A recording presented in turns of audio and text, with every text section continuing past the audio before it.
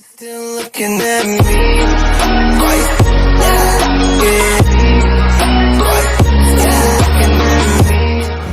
And what up, Money Gang? It's the Multitasker. Welcome back again to another reaction. Here's another requested video that I'm going to be reacting to, and this is from Shadow. The title is called The Truth About the Fabulous Moolah. I don't know why, but I can't shake this feeling that she's not that innocent that she claims to be. So maybe this is just my curiosity just to see exactly what there is the truth about her. And yes, she did pass away not too long ago, so I think it's time to find out. And I don't own this video. This is from Pilana Production. So let's go ahead and begin. So it's time to react. What is up, guys, and welcome back to another video. And today we are going to go over the truth about WWE's Fabulous Moolah. So guys, WWE announced that they will be introducing a new battle royal for the female competitors at WrestleMania 34, which is going to be called the Fabulous Moolah Memorial Battle Royal. People have not been responding to this name with positivity. In fact, here are some of the tweets from last night. Ash said, "The Fabulous Moolah was a serial abuser of women in every way possible. She made her career off of the suffering and exploitation of young women who trusted her with their lives and safety. She should not be honored by WWE. They should be ashamed that they enabled her."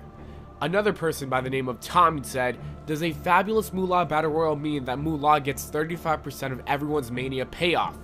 Then L Face said Fabulous Moolah ran a prostitution ring and whored out female trainees. And the last tweet by Ryan is, "Fabulous Moolah is indeed trash. We shouldn't be honoring her or showing any respect based on everything she's done. She's a terrible person, and if only everyone knew what she did behind closed doors, it would be a different story. The Battle Royal belongs to China." As you can see, people are very unhappy with the Fabulous Moolah, and for good reasons. In this video, I will explain everything that she did in hopes that this video will reach out to many people, and hopefully we can make sure WWE changes the Battle Royal name, because she does not deserve to be praised, to be honest. I don't want young girls who watch wrestling now to appreciate this terrible woman. The first horrible act is what she did to her own daughter. Moolah had a daughter that ended up joining the wrestling business. Her name was Mary Carroll, and her wrestling name is Pat Sherry. Moolah named her after her real name, which is Mary as well. Anyways, Moolah's daughter didn't wrestle for too long in the wrestling world. Here is the first piece of evidence which explains why she left the industry, and it tells you who the true Moolah really is. So the picture states, daughter of slave girl Moolah, Mary Carroll, 15-year-old wrestler and daughter of slave girl Moolah, is shown in everyday dress and in her wrestling outfit. Police are seeking her mother and warrant charging neglect of the girl. Mary claimed she was forced to grapple even though ill. Moolah literally forced her daughter into wrestling and continued to push her even if she was sick. Does this sound like a great mother to you guys? Moving on to the second act, which includes Sweet Georgia Brown, racism, and sexual exploits. This will explain how Moolah treated women wrestlers. This is an incredibly sad story, and I want people to know the truth. Sweet Georgia Brown was an African-American female wrestler who was an active performer in the 1960s. Susie Mae McCoy is her real name. Susie wanted a better life for her child and 11 siblings. Most of her time was spent on cleaning houses, but when she did have extra time, she made an effort to get training to be a wrestler at Moolah School. Women's wrestling was really gaining popularity in the 1950s. Also, African-American wrestling was becoming big too. So, Moolah and her disgusting husband at the time, known as Buddy Lee, had a potential superstar in their hands. This is how they promoted Sweet Georgia Brown. These are actual quotes in the newspapers, radios, and television promotions. She was a rags to riches story. No more pots and pans for Georgia, and no more long hours in the South's tobacco and cotton fields. She was a credit to her race, who was now enjoying the pleasure and luxuries that money earned by being a girl wrestler could bring. While training with Moolah School, Sweet Georgia Brown was constantly humiliated in front of her family, raped, and forced to become a drug addict. During this time, she also gave birth to 3 children who are assumed to be a product of rape, most likely from Moolah's husband. The money that Sweet Georgia Brown was promised ended up being a very small percentage of what was actually advertised. Essentially, Moolah ruined this entire woman's life and livelihood. Sweet Georgia Brown eventually left the business and lived out her life in fear of men and white people. Next up is the story of Moolah's complete control over the business and Wendy Richter. Many of us are aware that Moolah was a women's champion for 30 years, but why? Moolah had a stranglehold over the entire women's wrestling industry for most of the century. She made sure no one got over and became more popular than her because she wanted to be the main attraction, making the most money and having all of the power. She had these ladies join her training school by basically strong-arming them into agreeing to allow her to book them to wrestle. She had made special deals with Vince McMahon Sr. to get these women onto the WWF cards. We know from Sweet Georgia Brown that Moolah also pimped these women out to other promoters and guys. Other women, including Luna Vachon and Ida Martinez, have spoken out about this. Luna's aunt called out Moolah for having sex with their students as well on the side. It is also reported that Moolah had a lesbian wrestler she was training. This wrestler said Moolah forced her to see men because she was against homosexuals, but Moolah was also having sex with these girls on the side, which is extremely hypocritical. Let's discuss how Moolah basically stole money from these women. Wendy Richter was the most notable person to speak out against Moolah. Wendy Richter was a huge star in the 80s for women's wrestling. Similar to other women wrestlers during the time, she trained at Moolah's school. Although Moolah advertised she would train the students, she actually ended up taking their money and pawning them off to the other female wrestlers at the gym. Those trainers weren't even paid for their work. Anyways, Moolah's contracts were absolutely ridiculous. These contracts stated that Moolah would be their bookers and they had to give Moolah 25 to 30% of their earnings. She would also deduct money for travel expenses and food, which was not a part of the 25 to 35%. Moolah also made her wrestling school students live in a duplex she owned while they were training. Instead of making it free or at least providing a huge discount for her students, she made them pay for rent and utilities. Overall, she hustled all of these women out of their money and made sure they never went over, which would have made them money in the future, but she didn't allow that to happen. Back to Wendy Richter, who was a huge star and one of the most over wrestlers in the rock and wrestling era of the WWF. She quickly became one of the biggest stars after Moolah dropped the title to her. Finally, someone besides Moolah was on top of the women's division.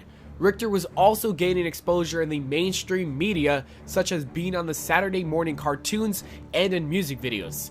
Moolah would not allow this to last for long though. This led to the first ever screw job. Wendy Richter couldn't agree on a new contract, but she was also the women's champion. Anyways, they call up Moolah to wrestle Richter under a mask. Richter did see Moolah in the arena beforehand, but she was not aware she'd be wrestling her.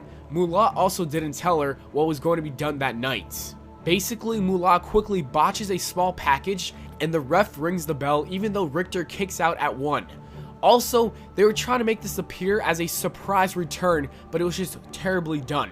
Wendy ripped Moolah's mask off and beat her up shortly after she left and never reconnected with Moolah. Guys, one last quick thing she did that was horrible, which was ending the women's tag team division. In the WWF, the tag team named Glamour Girls started feuding with the Jumping Bomb Angels. The Jumping Bomb Angels were the tag team champions and had a match against the Glamour Girls, who were off for a tour in Japan. Moolah knew about this and she actually called the girls in Japan and told them that the office wanted the Jumping Bomb Angels to drop the titles back to the Glamour Girls before returning to the USA. No one could get a hold of WWF management in Japan to confirm this, so they went through with the title change because they didn't want to catch heat. When they got back to the US, the Glamour Girls got mega heat because they put themselves over in Japan when it was actually Moolah that sabotaged them. The Glamour Girls pled their case, but of course WWF management didn't listen to it since Moolah has been working with the family since the 60s. They eventually killed off the tag team titles because of this. One of the tag team partners mentions in a shoot interview that they had a big match at WrestleMania planned out, but because of this, it was canceled and the 4 girls missed their huge WrestleMania payday. Ultimately, the fabulous Moolah was a horrible person and she should not be honored. I hate how WWE tries to rewrite history for their personal agenda. We are not stupid. It's time to stand up and not allow this company to fool many people. They are even making women wrestlers now tweet about it. Becky Lynch recently deleted her own tweet about it. Hopefully, WWE rights their wrong because this is absolutely disgusting. There is a petition to get her removed from WrestleMania 34, and if you guys want to sign that, it will be in the description below. Anyways, thanks for watching. I hope y'all enjoyed, and please leave a like if you did. I'll see you all later. Oh my god. Oh my fucking god. What a horrible person indeed she was. She's hustling out of every young female wrestlers, shaking them down, and just sabotage. It's just nothing but greed, envy, and I can't think of any other words I could describe about her. It's just, this literally just sickens to my stomach. It makes me want to vomit right now.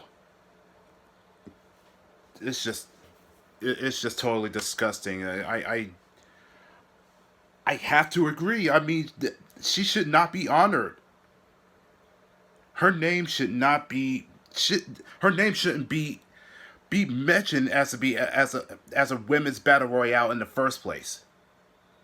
And yeah, I think China deserves deserves to be honored because she is and always will be the eighth wonder of the world, and she's still a human being. 10 times better than Moolah. I'm sorry, but this kind of there's so many words I could say to her, but I really don't want to get this demonetized.